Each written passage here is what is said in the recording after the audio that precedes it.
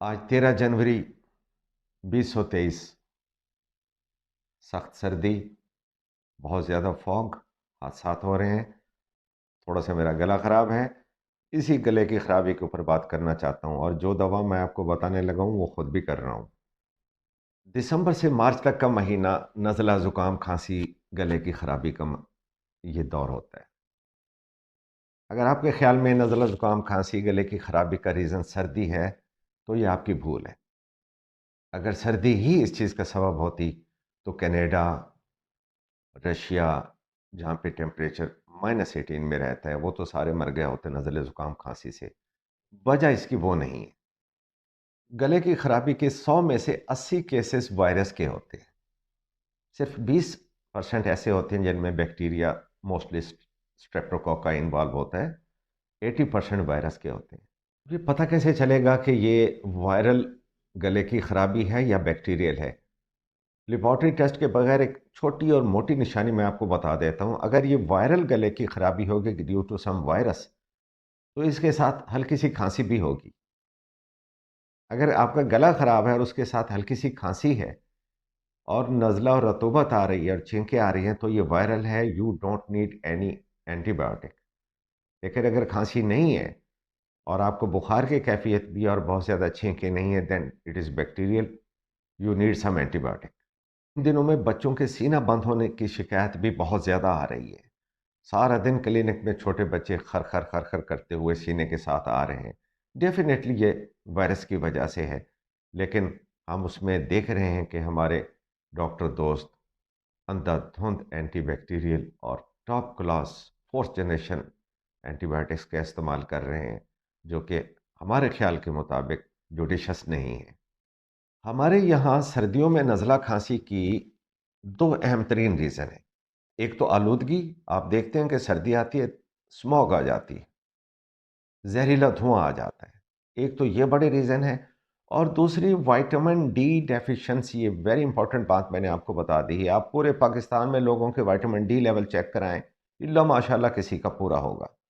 और अब ये बात प्रूव हो चुकी है कि विटामिन डी की डेफिशिएंसी से आपका इम्यून सिस्टम काम नहीं करता। इसलिए सर्दियों में जैसे धूप कम होती है, आपका एक्सपोजर वैसे बाहर कम होता है, सनलाइट कम होती है, तो विटामिन डी के लेवल मज़ीद ड्रॉप हो जाते हैं।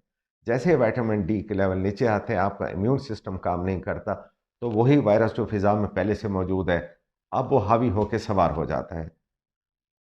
छोटे बच्चों में अगर सीना बंद हो जाने की शिकायत और नज़ला, ज़ुकाम और बुखार शुरू है, तो उनको आप घर में 1 किलो पानी, खौलते हुए पानी की भाप के ऊपर ले आके, वो भाप उनके अंदर स्टीम इन्हेलेशन करवाएं।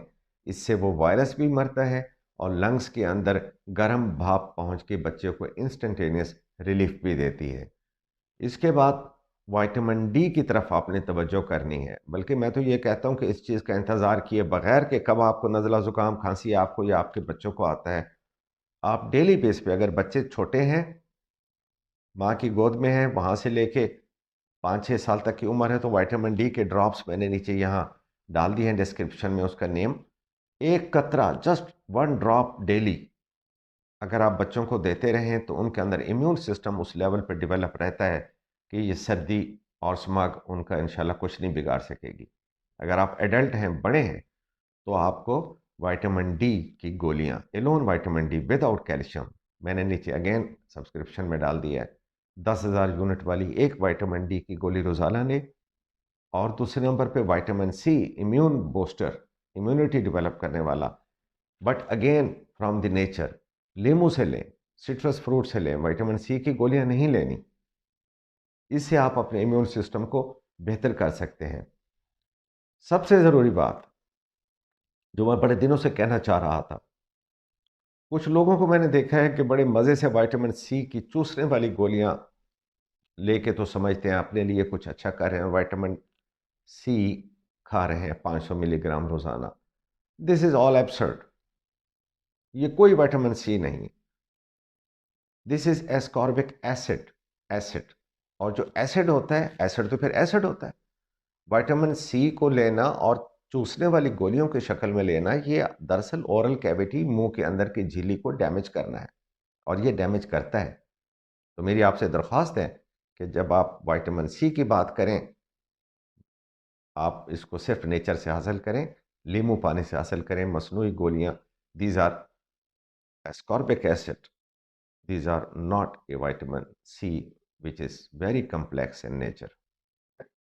वायरस आप सस्पेक्ट करते हैं आज की वीडियो के नतीजे में, तो एक बेहतरीन चीज़ मैं आपको घर बैठ के बना के इस्तेमाल करने वाली बताता हूँ। वो है तेज़पात, बे लीव्स, बाज़ार में मिल जाते हैं।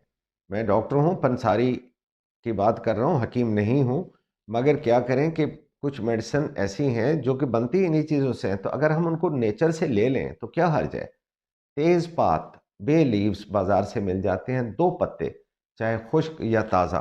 आप इन्हें 2 कप पानी में कोई 10 मिनट तक खौलाइए और इसके बाद छान के उसमें थोड़ा-सा शहद मिला के, if you are not diabetic, ये दिन में 2 दफ़ा लेने से तेज़पात ये एंटी वायरल भी है, एंटी बैक्टीरियल भी है और इम्यूनिटी बूस्टर भी है। और गले की खराबी और इब्तदाई शिकायत, नज़ला, खांसी, इवन जो स्मोक के बुरे असरात हैं, उनको साफ़ करने में ये एक बेमिसाल चीज़ है, आप इसको आज़माइए। Thank you for watching this video. अगर आपने सब्सक्राइब नहीं किया हुआ चैनल तो ये बटन दबा दें।